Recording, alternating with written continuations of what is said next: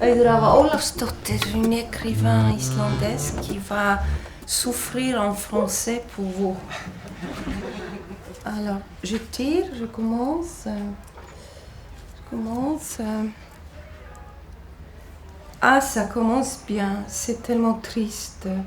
Si votre maison brûle, qu'aimeriez-vous sauver en première? Alors là, je pourrais peut-être répondre, si on me... Bon, je change les questions, on commence. Si je devais me sauver, échapper une catastrophe naturelle en Islande, je demanderais probablement de l'asile en Bretagne. Mais c'est pas ça la question. Si votre maison brûle parce qu'il y a une fissure qui s'ouvre, un nouveau volcan qui se crée, c'est comme ça que fonctionne le volcanisme en Islande. On ne sait jamais où ça va s'ouvrir la terre.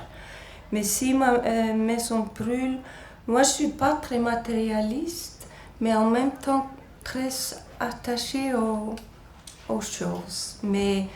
Mais quelque chose qui a de l'importance que pour moi, des petites choses. Si mes enfants étaient jeunes, je sauverais probablement leur jouet préféré. Comme on fait quand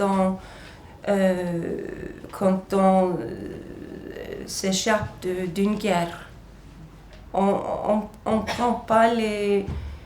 n'a pas le temps de réfléchir, alors je prendrai les jouets préférés de mes enfants, mais ils sont plus jeunes, alors peut-être la peinture que m'a offert Laure Leroy, mon éditrice française, de la Sainte Vierge avec l'enfant, une peinture naïve. Elle me l'a offert quand est sorti mon roman La vérité sur la lumière, d'un peintre de Haïti. Et c'est tellement beau.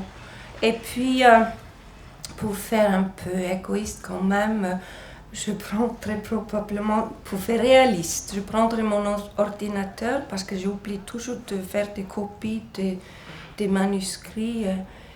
Et pour acheter un autre appartement, il me faut des manuscrits sur lesquels je suis en train de travailler. Alors, je tire. Que pensez-vous de cette citation? Que serait la lumière sans les êtres qui la perçoivent? De Philippe, c'est pas moi, de Philippe Montier. Avant d'écrire la vérité sur la lumière, j'ai voulu absolument, je voulais essayer de comprendre la lumière dans un monde noir. Et j'ai décidé que le personnage principal, l'héroïne, serait une sage-femme. Parce qu'en islandais, une sage-femme, c'est ljósmóðir, la mère de la lumière, ça veut dire. Et je pensais que ça serait poétiquement logique que la protagoniste serait une spécialiste de la lumière, ljósmóðir. Par ailleurs, ma mère me disait que le premier mot que j'ai prononcé, c'était ljós, en islandais, lumière. Alors qu'elle avait 5 enfants, peut-être qu'elle nous confondait tous, ne savait pas qui avait eu telle maladie. Mais je veux bien que ça soit... C'est la vie, quoi. La lumière. Tant qu'on est en vie, c'est la lumière. Bon. La lumière peut bien se débrouiller sans les êtres. Tout comme la nature n'a pas besoin de l'homme. L'homme a besoin de la nature, mais la nature n'a pas besoin de l'homme. C'est une citation de mon œuvre à moi. Mais la lumière sans les êtres, non, je pense que la lumière peut bien se débrouiller sans les êtres humains. Il faut faire plus vite, non? Non. Non. À votre rythme. Ah, quel mot vous évoque le plus de douceur? Ah, c'est pas un mot qui évoque la douceur en soi, au contraire. C'est un mot islandais qui est logn. C'est pas très beau puisqu'on l'avale presque, logn. Mais c'est mon mot préféré, ça évoque la douceur, ça évoque... c'est vraiment, c'est le calme plat. C'est quand il n'y a pas trop de vent. Parce qu'on vraiment on survit l'hiver, tout l'hiver pour profiter de l'eau, du calme plat, quand il ne fait pas trop de vent en Islande. Mais avec le changement, avec la crise climatique, et on a du vent aussi pendant l'été. Donc ça devient de plus en plus rare le lac. Que pensez-vous de cette citation? L'art du roman est de savoir mentir, Louis Aragon. Oui, mentir en vrai et voler les vies des autres. Non, l'art du roman, c'est un peu d'organiser le chaos dans le monde et essayer de lui donner un sens. Ouais, on est des menteurs. Alors, d'où vous êtes venu l'idée d'écrire la vérité sur la lumière? On peut dire à propos de tous mes romans que c'est la question que je pose, c'est comment survivre.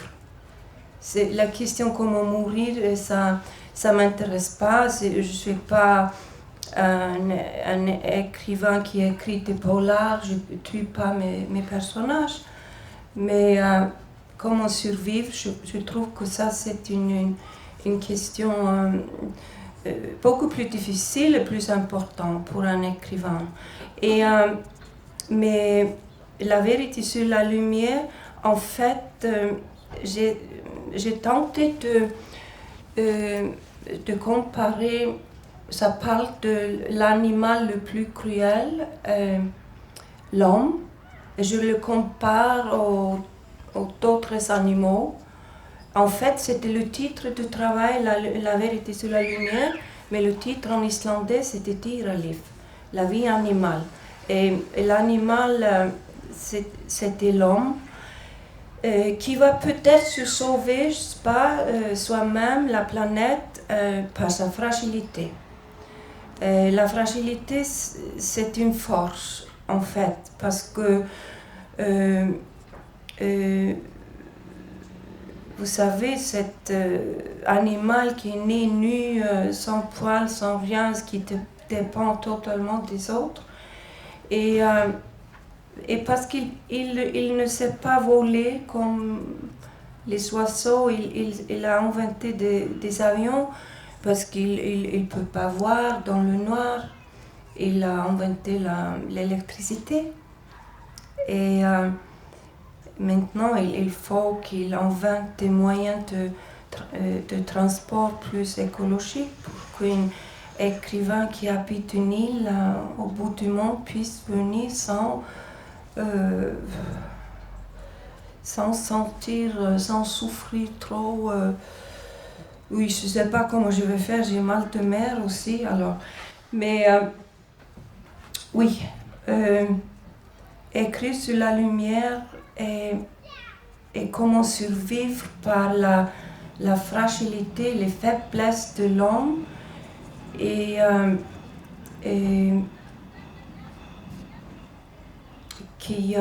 oui, l'homme a un cerveau, paraît-il, 5 fois plus grand qu'il ne devait l'avoir par rapport à la taille du corps.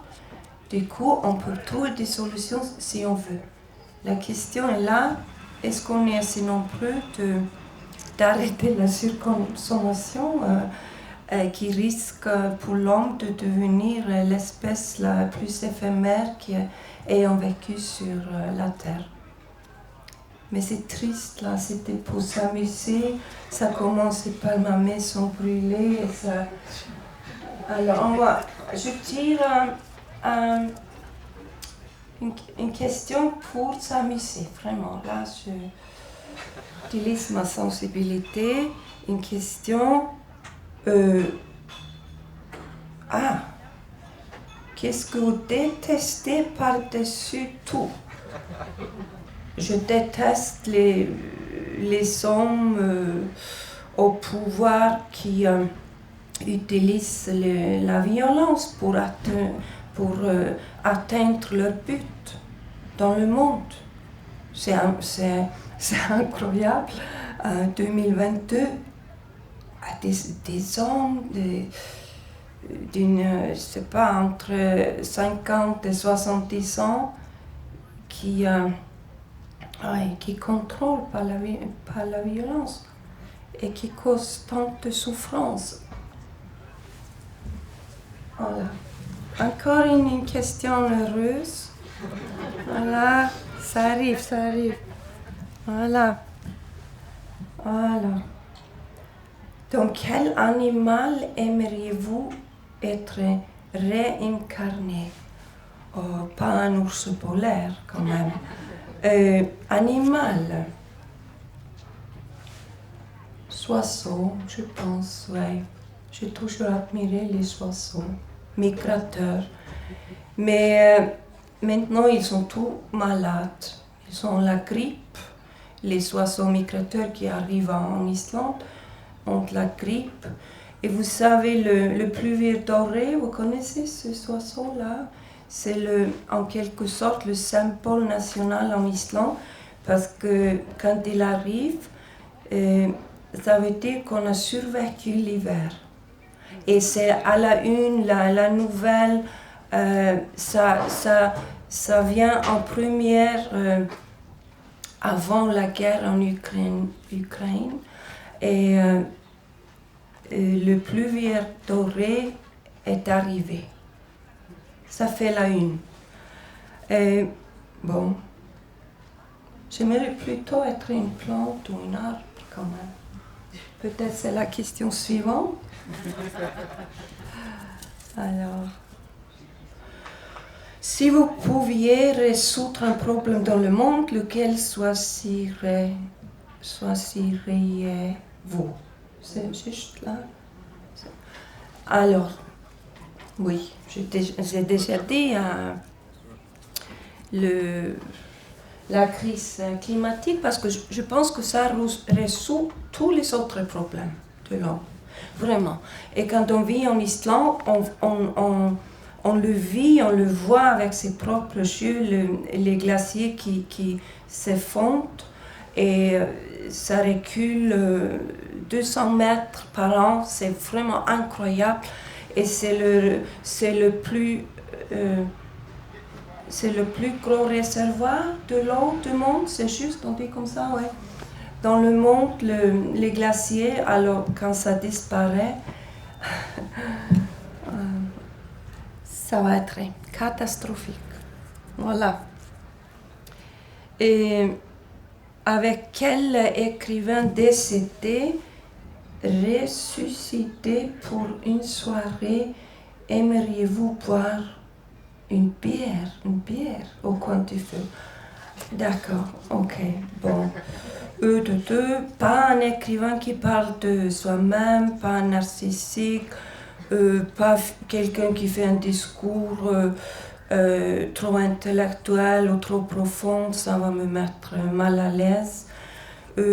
Pas quelqu'un qui cherche une femme pour l'encourager ou une épaule d'une femme, pas quelqu'un qui doute de soi, pas quelqu'un de frustré, mais quelqu'un de généreux qui sait me surprendre. Je reformule la question. Avec quel écrivain aimeriez-vous vous taire? Je pense aux écrivains finlandais. Un Islandais, un Finlandais ensemble à se taire pendant 2 heures. Ça, j'aimerais bien. Non, mais Toto, c'est pas un écrivain décédé. On va pas poser des questions à Dante sur la Divine Comédie quand même. Il va répondre Béatrice, c'était qui je me souviens pas bien, ça fait quand même 700 ans que j'ai écrit ce roman. Un écrivain du Moyen-Âge, il va me transmettre un virus de tuberculose. Non, je sais pas. Peut-être Lorca, mais pas pour boire un verre. Moi, j'aimerais bien cuisiner pour Lorca. C'est plutôt un fantasme de le sauver, de me faire fusiller à sa place, à Lorca. Excusez-moi, mes enfants, mais maintenant ils sont grands. Et un écrivain, quelqu'un qui sait danser, qui sait s'amuser. Ouais. Qui parle pas de lui-même, pas de ses œuvres, surtout pas. Je déteste ça. Ah, comment construit-on un personnage? Petit à petit, comment on fait la connaissance d'un nouveau copain, une copine, par des paradoxes. Mes personnages sont souvent des gens bienveillants, on dit,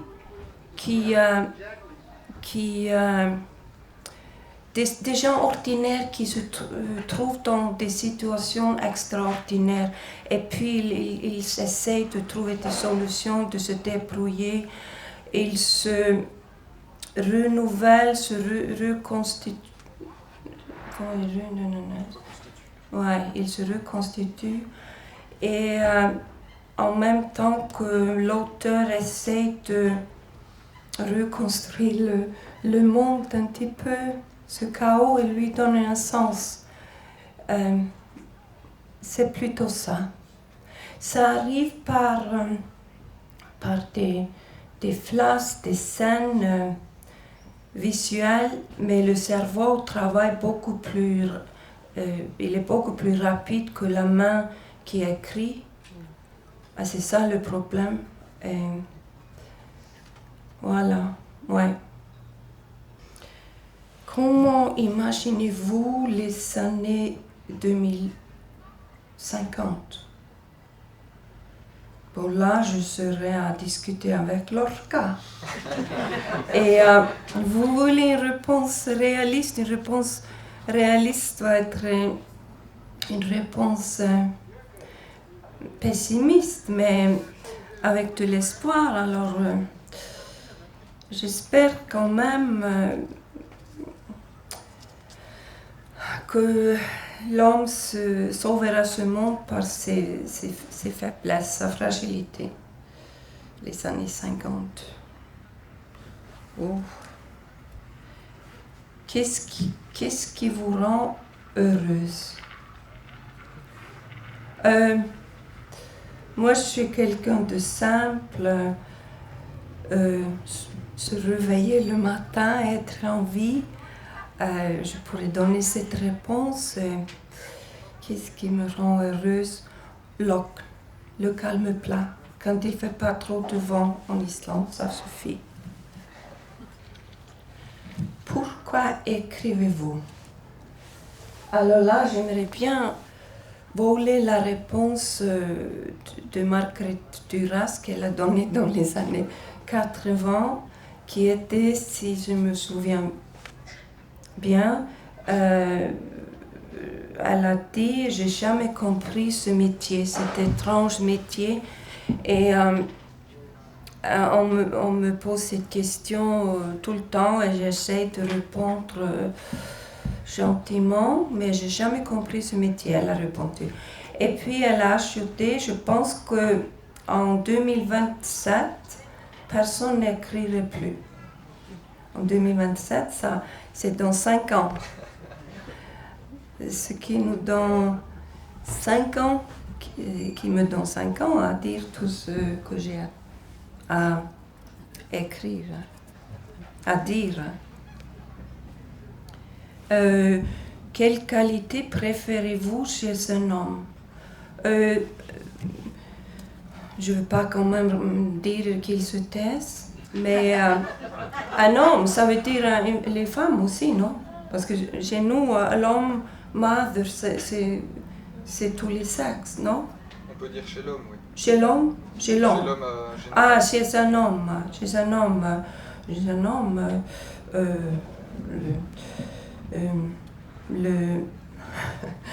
Le sens de l'humour, la générosité, bon, s'il sait danser, c'est un plus. Ont les mêmes qualités que chez une femme ou quelqu'un d'autre. Je ne dirais pas les animaux. La dernière, quel pays vous inspire le plus? Alors là, je vais vous décevoir, ce n'est pas une réponse originale, pas du tout, c'est une réponse très banale, l'Islande. Parce que vraiment, je suis née sur cette île, il y a la nature, elle peut être belle, mais elle est dangereuse, mais elle est en nous, elle forge notre caractère, elle vraiment, je pense que ce mélange de stoïsme et de traumatisme est dans nos chaînes, les Islandais, et on est tout le temps confronté à quelque chose d'imprévisible. Quand cela se mélange autant, non, l'Islande, c'est vraiment c'est mon pays, parce que aussi, c'est quel pays vous inspire le plus. Là, j'ai envie quand même de répondre l'islandais. La langue islandaise, c'est mon pays, c'est ma patrie. Je l'appelle en fait la matrie dans un roman Miss Island.